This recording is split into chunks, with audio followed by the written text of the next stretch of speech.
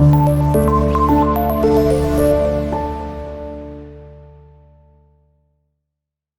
की इस वीडियो में हम 9th क्लास मैथ को स्टार्ट करेंगे, ठीक है, जिसमें हम आज चैप्टर नंबर 1 को अंडरस्टैंड करना स्टार्ट करेंगे। तो स्टार्ट करते हैं। तो जी बेटा, अगर आप चैप्टर 1 के नाम की बात करें, which is about matrices and determinants, ठीक है, आपने यहाँ पे जो चीज़ें अंडरस्टैंड करनी है इस चैप्टर के अंदर, विच इज़ ऑल अबाउट, ठीक है, मैट्रिसेस, ठीक है। अब ये जो वर्ड लिखा हुआ है मैट्रिसेस, ये एक्चुअली प्लूरल फॉर्म है मैट्रिक्स की। हमारे पास यहाँ पे एक वर्ड होता है मैट्रिक्स, ठीक है, इसकी अगर प्लूरल फॉर्म की बात करें वो बनता है मैट्रिसेस। तो पहले हमें ये चीज अंडरस्टैंड करनी होगी कि व्हाट इज अ मैट्रिक्स, ठीक है। हम डिफाइन करेंगे कि मैट्रिक्स होता क्या है एक्चुअली में, ठीक है। तो इसकी अगर हम डेफिनेशन को पढ़ें, वो हमारे पास ये है, अ रेक्टेंगुलर अरे of real numbers is called a matrix, ठीक है। अब वो रियल नंबर कौन से होंगे, हम बात करें तो तमाम रियल नंबर्स वो कौन से हो सकते हैं, 0, 1, 2, 3 या फ्रैक्शन में भी हो सकती हैं, ठीक है। अब यहाँ पे आपने एक वर्ड देख रहे होंगे आप कि यहाँ पे लिखा वर्ड रेक्टेंगुलर अरे। ये वर्ड आपने चीज़ें आपको जो कह लें कि डिस्टर्ब कर रही होंगी, या ये जो आपने अंडरस्टैंड करनी है ये चीज़, ठीक है। रेक्टेंगुलर अरे क्या चीज़ है? अरे मीन आपकी एक खास तरतीब होती है, अरेंजमेंट होती है, ठीक है। अब वो कौन सी हो, वो बेटा रेक्टेंगुलर हो, ठीक है। अब आपने ये जो नंबर्स हैं, ठीक है, आपने इनको एक खास तरतीब देनी है, तब जाके वो एक मैट्रिक्स फॉर्म बनती है। अब हम उस अरेंजमेंट को लिखते हैं। हम बात करते हैं कि हमारे पास कोई भी नंबर है, सपोज 1, 2, 3, ठीक है। नंबर्स का ऑर्डर या नंबर्स डिफरेंट हो सकते हैं, कोई भी नंबर यहाँ पे आ सकता है, ठीक है। इसके अलावा हम यहाँ पे लिखते हैं 5, 6 और 7, 5, 6 और ये 7, ठीक है। अब ये आप देखें, हमने एक खास अरेंजमेंट के साथ इन नंबर्स को लिखा है। ऐसे ही हमने कर दिया 0, 1, 2, 3, उसके बाद आप लिख दें 5, 6 या ऐसे लिखते जाएं।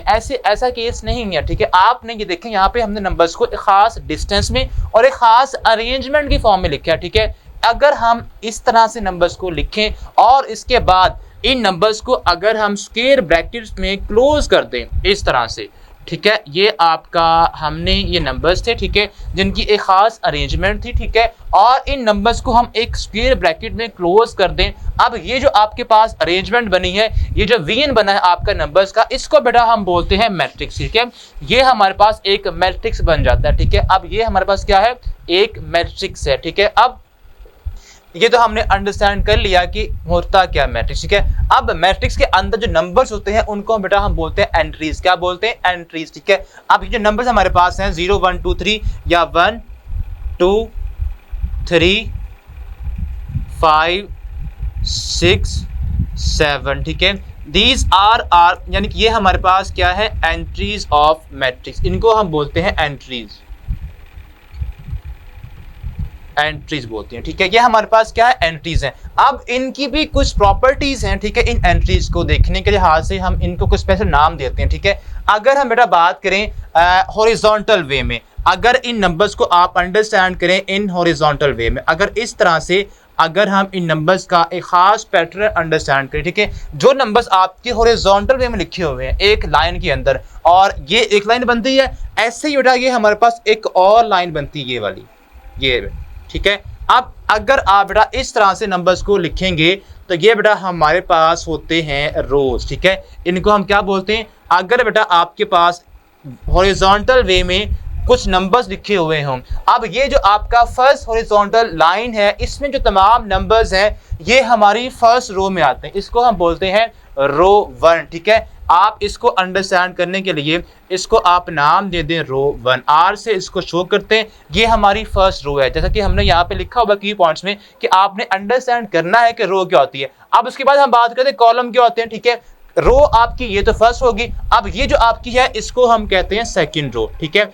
अब एक और रो भी हो सकती है, उसके बाद एक और हो सकती है। तो आपका एक खास पैटर्न अगर इस तरह से नंबर्स का आए, ठीक है, अगर वो हॉरिजॉन्टल वे में लिखे हुए हो हर लाइन में, तो हर लाइन को हम क्या बोलते हैं, रो बोलते हैं। जैसे कि आपकी ये रो 1 है, और रो 1 में आपके नंबर कौन कौन से आ रहे हैं, 1 आ रहा है, 2 आ रहा है, 3 आ रहा है। अब ऐसे ही बेटा आपका जो रो 2 है उसमें नंबर आ रहे हैं 5, 6 और 7, ठीक है। ये हमारे पास रोज होती हैं। अब नेक्स्ट हम बात करते हैं कॉलम्स क्या होते हैं, ठीक है। हम इसी जो आपका मैट्रिक्स है इसी को यहाँ पे लिखते हैं, ठीक है। हम सपोज करते हैं कि हमारे पास जो मैट्रिक्स है, ठीक है, ये एंट्री जो कैरी कर रहा है वो है 1 5 2 6 3 एंड 7। ये हमारे पास इसकी हमने इसी को लिखा है। अब अगर हम बात करें कॉलम्स की, आपके पास बेटा जो आपकी वर्टिकल लाइंस हैं, ठीक है, जो वर्टिकल अरेंजमेंट नंबर्स की है, ये हमारे पास फर्स्ट वर्टिकल लाइन बनती है, ठीक है, ये सेकंड बनती है और ये हमारे पास थर्ड बनती है। अगर बेटा हमारे पास वर्टिकल वे में नंबर्स आए, इनको हम बोलते हैं कॉलम्स, ठीक है। ये हमारे पास C1 है, कॉलम को आप शो करते हो C के साथ, तो ये हमारे पास C1 बनेगा और ये हमारे पास C2 बनेगा और इसको हम बोलते हैं कॉलम नंबर 3। ये बेटा हमारे पास इन्हें हम बोलते हैं कॉलम्स और रोज, ठीक है। रोज क्या होती हैं? आपकी हॉरिजॉन्टल वे में जो आपके नंबर्स आते हैं हर लाइन में, हर लाइन को हम क्या बोलते हैं? रो बोलते हैं। रो 1, रो 2 और रो 3, रो 4, आगे भी ऐसे ही हो सकती हैं रोज, ठीक है, या आपकी सिंगल रो भी हो सकती है। अब ऐसे ही इसी तरह हमारे पास कॉलम्स है, अगर वर्टिकल वे में, ठीक है, इस तरह से अगर हमारे पास ये लाइनें आए, इन लाइनों में जो नंबर्स आते हैं उन्हें हम क्या बोलते हैं? उन्हें हम कॉलम्स बोलते हैं, ठीक है। ये हमारे पास फर्स्ट कॉलम है, ये सेकंड कॉलम है और ये हमारे पास थर्ड कॉलम है, ठीक है। तो ये हमारे पास था कॉन्सेप्ट कि हमारे पास मैट्रिक्स क्या होता है, कैसे बनता है और उसके अंदर जो एंट्रीज हैं वो कौन सी एंट्रीज रो बनाती हैं और कौन सी एंट्रीज कॉलम बनाती हैं। अब नेक्स्ट आपका इसका मेन कॉन्सेप्ट है वो है ऑर्डर ऑफ अ मैट्रिक्स, ठीक है। वो बिल्कुल इसी के साथ ही लिंक कर रहा है, ठीक है। ऑर्डर क्या होता है उसको हम देखते हैं, ठीक है। तो यहां पे हम लिखते हैं ऑर्डर ऑफ अ मैट्रिक्स, ठीक है, ऑर्डर ऑफ मैट्रिक्स, ठीक है।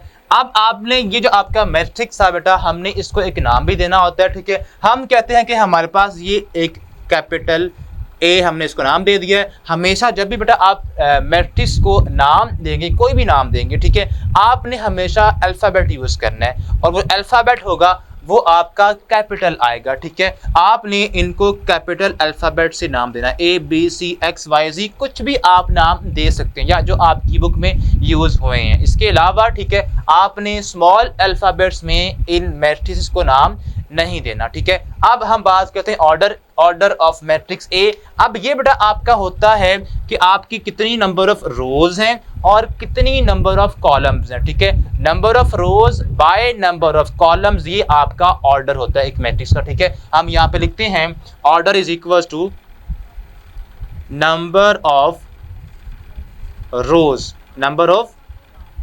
रोज, उसके बाद बाय नंबर ऑफ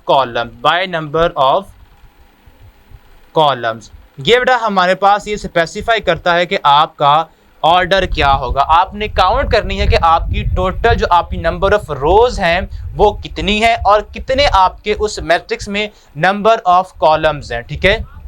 अब आप अगर काउंट करें, हमारे पास जो ये मैट्रिक्स ए है इसमें नंबर ऑफ रोज कितनी है बेटा? इसमें नंबर ऑफ रोज बनती हैं 1 और ये 2। ये हमारी फर्स्ट रो थी और ये हमारी सेकंड रो है। तो हम यहाँ पे नंबर ऑफ रोज यानी कि रोज की तादाद जो है वो बेटा क्या बनती है? वो बनती है 2, ठीक है। अब बाय लिखेंगे आप इसके बाद बाय।